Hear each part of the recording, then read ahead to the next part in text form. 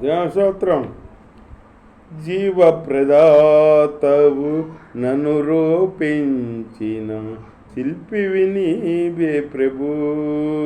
జీవనయాత్రలు అండగా నిలసి తండ్రివి నీవే ప్రభు. జగముల నేలే మహిమానితుడా నయడ నీ కృపను జాలి హృదయుడా నాపై సోపిన వేడని నీ ప్రేమను ఏమని పాడదను ఏమని పొగడదను. జీవప్రదాతవు నన్ను రూపించిన శిల్పివి నీవే ప్రభు. శుభకరమైన తొలి ప్రేమను నీ మరువక జీవింప కృపనీయవా. శుభప్రదమైన తొలి ప్రేమను నీ మరువక జీవింప కృపనీయవా. కోవెలలోని కానుకనేనై కోరికలోని వేడుక నీవై జత కలిసి నిలసి జీవింపదలసి కార్చితివి నీ రుదరమే. నీ త్యాగ ఫలితం నీ ప్రేమ మధురం నా సొంతమే యేసయ్యా. జీవప్రదాతవు నన్ను రూపించిన శిల్పివి నీవే ప్రభు. జీవనయాత్రలు అండగా నిలసి తండ్రివి నీవే ప్రభు. జగంబుల నేలే మహిమానితుడా నీ నాయడ నీ కృపను జాలి హృదయుడా నాపై చూపిన వేడని నీ ప్రేమను ఏమని పాడెదను ఏమని పొగడెదను. మహిమను ధరించిన యోధులతో కలిసి దిగువ చదవు నా కోసమే. ఏల్పులలోన బహుగనుడవు నీవు విజయ విహారుల ఆరాధుడవు నీవు.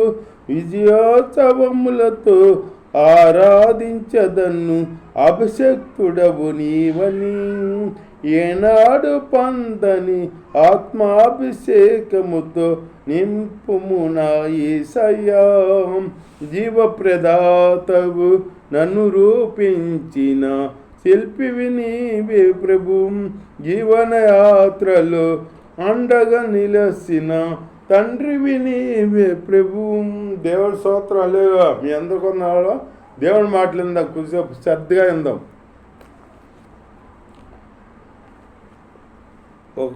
ఒకటో రాజుల గ్రంథంలో 17వ అధ్యాయంలో 14వ వచనం నుంచి ఇలా ఉంది. భూమి మీద వర్షము యెహోవా వర్షము కురిపించే వరకు ఆ తొట్టిలో ఉన్న పిండి తక్కువ కాలేదంట, బుడ్డిలో నూనె అయిపోలేదంట.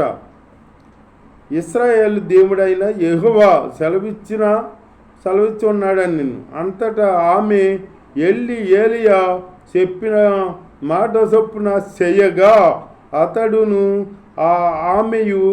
ఆమె ఇంటి వారును అనేక దినములు భోజనము చేసి వచ్చిరి. అనేక దినములు భోజనం చేస్తూ వచ్చారన్నమాట. ఆ దైవజనుడికి ఇచ్చింది కదా, అప్పుడు దీవించాడు అట దైవజనుడు. అప్పుడు అనేక దినములకి కరువు అయిపోయేదాకా వర్షం పడేదాకా భూమి మీద ఆ పిండి అయిపోలేదంట. దేవుని స్తోత్రం. హల్లెలూయా. ఆ యెహోవా ఏలియా ద్వారా చేసిన ప్రకారము తొట్టిలో పిండి తక్కువ కాలేదు, బుడ్డిలో నూనె అయిపోలేదు. అటు తర్వాత ఆ ఇంటి యజమానురాలైన ఆమె కుమారుడు రోగి అయి ప్రాణము నిలవక జాలంతా వ్యాధి గలవాడయ్యను. వ్యాధి గలవాడయ్యాడంట. వ్యాధి వచ్చింది ఆ కుర్రోడికి, ఆ ఎదురాల కుమారుడికి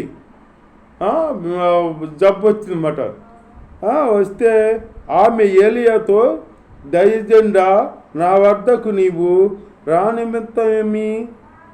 నా పాపమును నాకు జ్ఞాపకము చేసి నా కుమారుని సంపుటకై నా వద్దకు వచ్చితివా అని మనవి చేయగా, అంటే నా వద్దకి వచ్చావు ఎందుకు దయజెండా? నా పాపములు జ్ఞాపకం చేసి నా కుమారుని సంపుటకు వచ్చావా అని అడుగుతుందన్నమాట.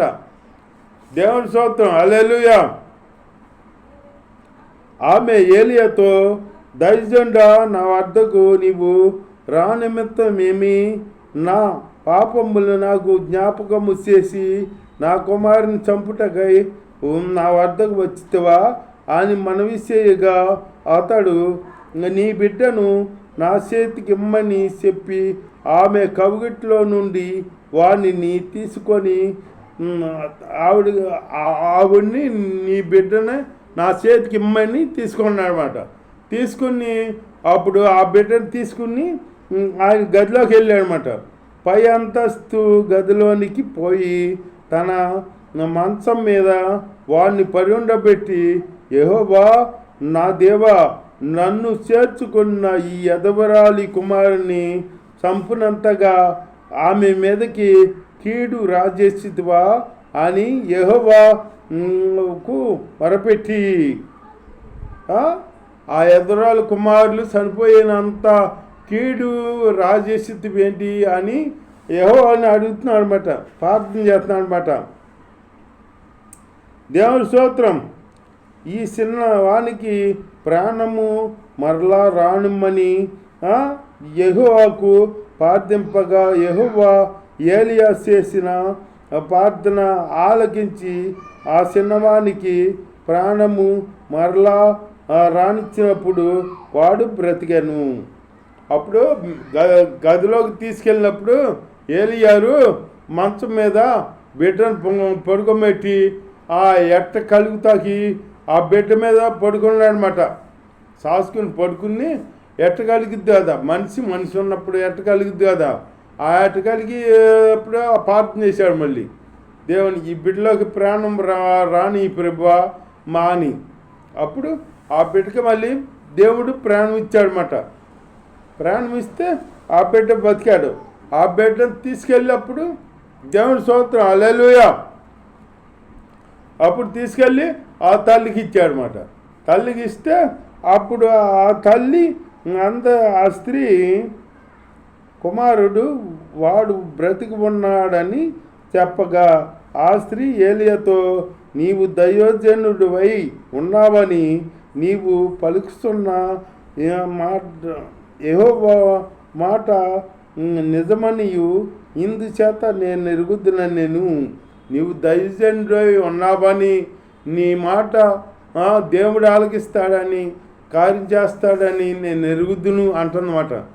దేవుడి స్తోత్రం, హల్లెలూయా. అనేక దినములైన తరువాత 3 సంవత్సరముల యందు 3వ సంవత్సరం అందు యెహోవా వాక్కు ఏలియాకు ప్రత్యక్షమై,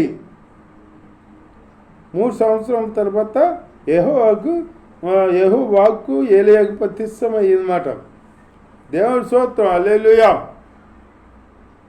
ప్రత్యక్షమై, నేను భూమి మీద వర్షము కురిపించబోతున్నాను, నీవు వెళ్ళి ఆహాబును దర్శించమని సెలవీయగా, ఆహాబును దర్శించుటకై ఏలియా వెళ్ళిపోయాను. ఆహాబుని దర్శించు, నేను భూమి మీద వర్షం కురిపించబోతున్నాను, నువ్వు వెళ్ళి ఆహాబుని దర్శించు అని చెప్పాడు దేవుడు. దేవుని స్తోత్రం, హల్లెలూయా. ఆహాబును దర్శించు అటగై ఏలియా వెళ్ళిపోయాను. హోమ్రోన్లో ఘోరమైన క్షమము కలిగి ఉండగా ఆహాబు తన గృహ నిర్వాహకుని ఓబద్దను పిలిచెను. ఈ ఓబద్ద యెహోవా యందు భయభక్తులు గలవాడై, యెజబేలు యెహోవా ప్రవర్తనలను నిర్మలము చేసుండగా గృహలోని 50 మందిగా 100 మందిగా నూరుగుని దాసి అన్నపానములిచ్చి వానిని పోషించను. ఈ ఓబద్ద దేవుని సేవకులనే ఆహాబు కానీ సంపుతకు వచ్చినప్పుడు అప్పుడు వాళ్ళని రక్షించాడనమాట. ఈ ఓబద్ద రక్షించి 50 మందిని 100 మందిని అలా దాచిపెట్టి వీళ్ళని రక్షించాడనమాట. ఆ ఆహాబు యెజబెల్ రాణి బారి నుంచి. దేవుడి స్తోత్రం రక్షించాడనమాట. యేసయ్య దేవుడి స్తోత్రం, హల్లెలూయా. యేసు రక్తం స్తోత్రం రక్షించాడనమాట. యెజబెలు యెహోవా ప్రవర్తనలను నిర్మలము చేస్తుండగా గృహలోని 50 మందిగా 100 మందిని చూసి అన్నపానములిచ్చి వారిని పోషించాడంట. పోషించి దాచాడనమాట వాళ్ళని, దేవుని బిడ్డలని. దేవుడి స్తోత్రం, హల్లెలూయా. ఆహాబు దేశంలోని అన్నిటినీ నదులన్నిటినీ చూడబోయి పశువులన్నిటినీ కొనకుండా గుర్రములను కంచట గాడిదలను ప్రాణంతో కాపాడుటకై మనకు గడ్డి దొరుకునేమో తెలుసుకుని వర్షం పడుతుంది కదా అప్పుడు గడ్డి కాడ మొలుస్తుంది పశువులకి ఆడికి అని ఆహాబు ఎంతో సంతోషిస్తున్నాడు అనమాట. దేవుడి స్తోత్రం, హల్లెలూయా.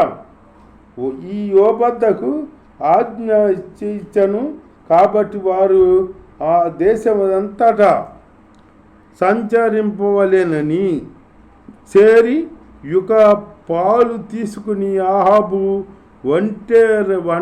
ఒంటరిగా ఒక వైపునకు ఓబద్ద ఒంటరిగా ఇంకొక వైపునకును వెళ్ళిరి. ఆహాబు ఒకవైపుకు ఈ ఓబద్ద ఒకవైపుకి వెళ్ళారంట. దేవుడి స్తోత్రం, హల్లెలూయా. యోబద్ద మార్గమున పోతుండగా ఏలియా అతన్ని ఎదుర్కొనెను. ఓబద్ద ఇతన్ని ఎరిగి నమస్కారం చేసి నా ఏలిన వాడవైన ఏలియా నీవే కదా అన్నాడన్నమాట. అడుగగా అతడు నేనే అని చెప్పి నీవు నీ ఏలిన వాని దగ్గరకు పోయి ఏలియా ఇచ్చట ఉన్నాడని తెలియజేయమనెను. అందుకు ఈ ఓబద్ద నేను సావవలేనని నీ దాసుడనైన నన్ను ఆహాబు చేతికి నీవు అప్పగింపనేలా? ఆహాబు చేతికి నన్ను అప్పగింపమాక, ఆహాబు చేతికి అప్పగిస్తే నన్ను చంపేస్తాడు అని చెబుతున్నాడు. నువ్వు అప్పగించమాక అని చెబుతున్నాడు అన్నమాట. దేవుడి స్తోత్రం. అలాగే మనం దేవుడు ఏలియారు వర్షం 3 సంవత్సరాలు వర్షం రాకుండా ఆపాడన్నమాట. మళ్ళీ 3 సంవత్సరాలు ప్రార్థించినప్పుడు 3 సంవత్సరాలకి మళ్ళీ వర్షం వచ్చిందన్నమాట. అట్లాగే మనం ఏలియాలాగా ప్రార్థన చేసే బిడ్డలుగా ఉండాలి. అట్లాంటి ప్రార్థన జీవితం మనలో ఉండాలి. నేను చేసిన పాపమేమి? నీ దేవుడైన యెహోవా జీవముతోడు నిన్ను సిక్కించుకునవలెనని నా ఏలిన వాడు దూతలను పంపించని జనమొకటి లేదు రాజు అని ఓబద్ద. దేవుని స్తోత్రం, హల్లెలూయా. అట్లాగే దేవుని బిడ్డలు కాపాడితే దేవుడు మనల్ని కాపాడుతాడు. దేవుని బిడ్డలు కాడ మనం నిర్లక్ష్యం చేయకూడదు, కాపాడితే మనల్ని కాపాడుతాడు దేవుడు. దేవుణ్ణి మనసారా ప్రార్థన చేసుకుంటే దేవుడు మనందు గొప్ప కార్యాలు చేస్తాడనమాట. మనం ఊహించలేని కార్యాలు దేవుడు మన అందు చేస్తాడు. దేవుడి వాక్యం దీవించం కాక మనం అట్లా ఉండి దేవుడిని కనపరుచుకుందాం. దేవుడి వాక్యం దించాం. ఆమేన్.